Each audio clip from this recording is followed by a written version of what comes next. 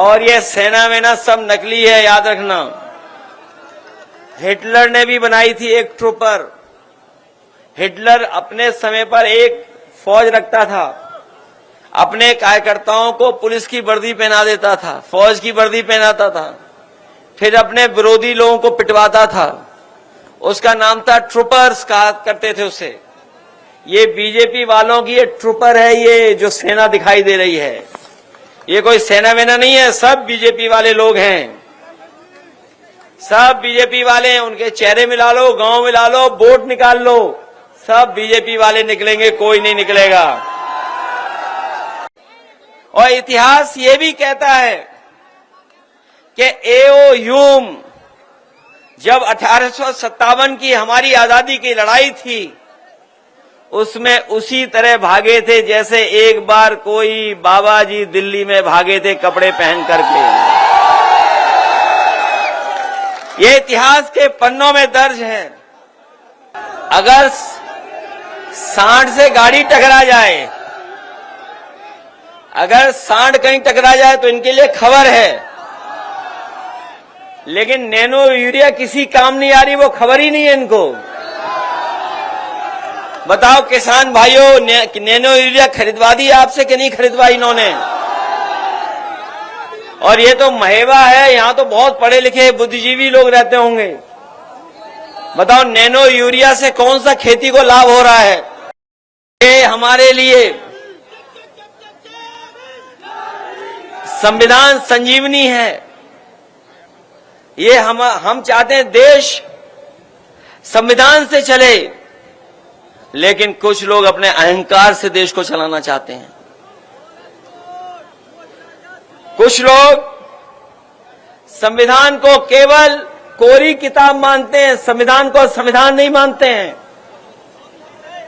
और हम तो कहना चाहते हैं कि जिस तरीके से एक नारा दिया गया है जय जवान जय किसान, तो उसमें एक बात और जोड़ दी जाए, जय जवान जय किसान और जय संविधान। ये संविधान हमारे लिए बुनियाद है, बुनियाद। ये बुनियाद है हमारे लिए जो बाबा साहब भीमराव अम्बेडकर जी ने दिया। ये संविधान हमारे लिए कर्म ग्रंथ है। ये जो लोग अपने मन विधान से चलाना चाहते हैं, मन विधान से चलाना चाहते हैं, उन्हें हम लोग कहना चाहते हैं कि ये देश बाबा साहब भीमराव अम्बेडकर जी के संविधान से चलेगा। उसके लिए हम लोग संकल्प ले रहे हैं। संविधान हमें हक दिलाता है, हक दिलाता है हमें और आपको। संविधान हमें हक दिलाता है। जो लोग हमारा आपका हक मारना चाहते हैं, वही लोग संविधान विरोधी हैं।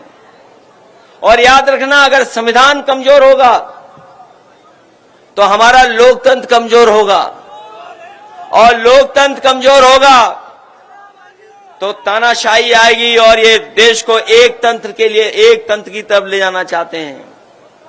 जो लोग मन विधान से चलना चाहते हैं, वो एक तंत्र की तरफ ले जाना चाहते हैं, तभी वो एक रंगी हैं। वो लोकतंत्र के पक्षधर लोग नहीं हैं। और याद रखना, जब कभी भी हमारे ऊपर कभी संकट आता है, तो संविधान ही हमारा रक्षा कवच बनकर के हमारी मदद करता है। और संविधान ही हमारी ढाल है, और संविधान ही हमारी पहचान भी है।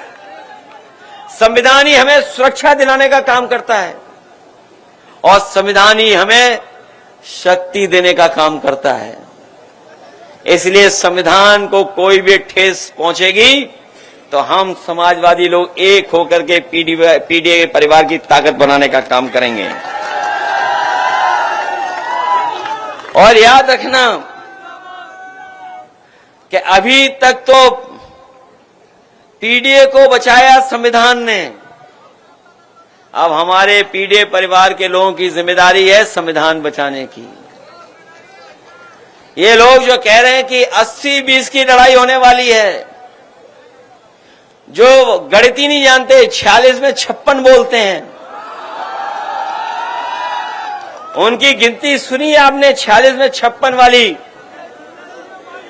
न केवल 46 में 56 की गिनती, इधर ये जो क्रिकेट लोकप्रिय हुआ है, यहां जितने नौजवान हैं सब क्रिकेट खेलना जानते हैं। ये बैटिंग करना भी जानते हैं, बॉलिंग करना भी जानते हैं। लेकिन बताओ, हमारे मुख्यमंत्री जी को कभी क्रिकेट खेलते हुए देखा है आपने? उनको एक बार हमने भी देखा क्रिकेट खेलते हुए, बॉल 3 बार टप्पा मारी तब भी मार नहीं पाए। और न केवल उन्हें क्रिकेट खेलते हुए हम लोगों ने देखा है, बल्कि हम लोगों ने उन्हें एक टांग पर खड़े होकर के योगा करते हुए देखा है। और कितनी बड़ी बड़ी बातें कर रहे हैं, सोचा कभी आपने? कितनी बड़ी बड़ी बातें कर रहे हैं कि देश को हम और प्रदेश को $1 ट्रिलियन की इकोनॉमी बना देंगे। ये $1 ट्रिलियन जो बोल रहे हैं, वो इसलिए बोल रहे हैं कि गरीब हमारा समझे ही नहीं कि ट्रिलियन क्या होता है। उसे लगता हो कि कोई बड़ी चीज होने जा रही है ट्रिलियन। इसलिए मैं कहना चाहता हूं, ये धोखा दे रहे हैं। और क्या कहते हैं कि अर्थव्यवस्था हमारी और आगे चली जा रही है। बताओ, पूरा देख लो, सड़क के आसपास गांव गेहूं खड़ा हुआ है। बताओ, कहीं कोई कीमत दे पा रहे हैं आज? और याद कीजिए, यही भारतीय जनता पार्टी के लोग हैं जिन्होंने कहा था कि किसानों की हम आय दोगुनी कर देंगे। बताओ, ये गेहूं लेकर के आए हो, क्या आय दोगुनी हो गई तुम्हारी? और आय दोगुने का कौन सा हिसाब किताब लगाएं, ये भारतीय जनता पार्टी के लोग बताते ही नहीं हैं। ये आय दोगुने का हिसाब किताब कौन सा है कि अगर हम खाद लेने जाएं, तो बताओ, खाद की बोरी से कितना गायब हो गया उसमें से, और डीएपी की बोरी से, और संग में जो आपको जबरदस्ती दिलवा रहे थे नैनो यूरिया। बताओ, पत्रकार साथी कोई कहानी नहीं लिखते?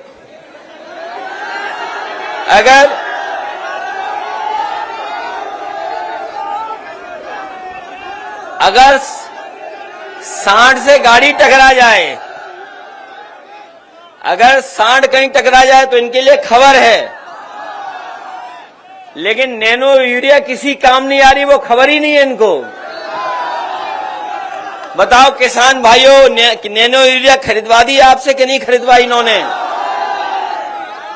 और ये तो महेवा है, यहां तो बहुत पढ़े लिखे बुद्धिजीवी लोग रहते होंगे।